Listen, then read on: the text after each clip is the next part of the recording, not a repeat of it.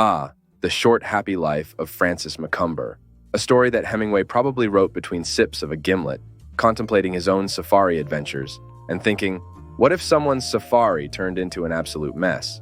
Hemingway, in his infinite wisdom, decided to explore themes of courage, cowardice, and toxic relationships with a backdrop of the African savanna. And boy, did he give us a yarn that's as thrilling as trying to apply sunscreen to a speeding cheetah. Our protagonist, Francis Macomber, is a wealthy American who, much to his dismay, discovers that having a trim-fit body and fishing records doesn't exactly translate to bravery in the face of a lion. Spoiler alert, he runs away, earning not just the lion's scorn, imagine the lion's Yelp review, but more significantly, that of his wife, Margot, and their safari guide, Robert Wilson. Margot, who seems to have been the forerunner for every Real Housewives character, is less than impressed.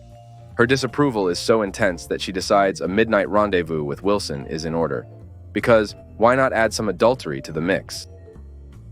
Fast forward to the next day, and Macomber decides it's high time he swaps his coward hat for a helmet of bravery, metaphorically speaking, of course, as they go after a water buffalo.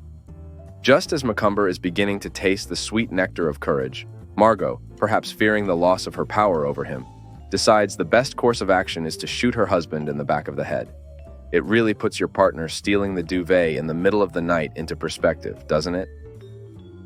The narrative then takes us through a roller coaster of emotions and situations, from Macomber's bout with cowardice, his attempts to reclaim his manhood, and Margot's Machiavellian moves to keep him under her thumb.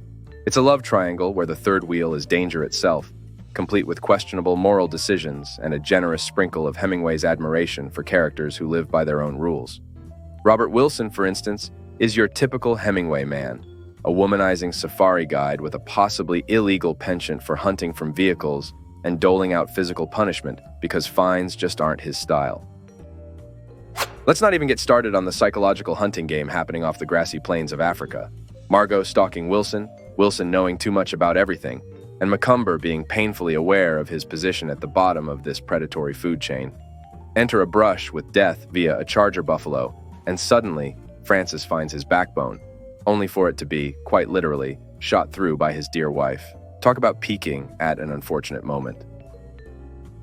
Behind the turmoil, shootings, and adulterous escapades, Hemingway crafts a complex narrative that dives deep into masculinity, showing us that courage isn't just about standing up to a charging buffalo, but also facing the beasts in our personal lives, be it a failing marriage or societal expectations.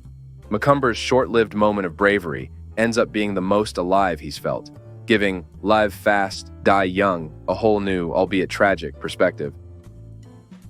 The Short Happy Life of Francis Macomber isn't just a story about a safari going. That's all for today. Please let me know if you liked this video by smashing the like button and subscribing to the channel. Let me know in the comments what books you would like to see a video on next. Signing off for now, this has been another Bookly Crash Course video.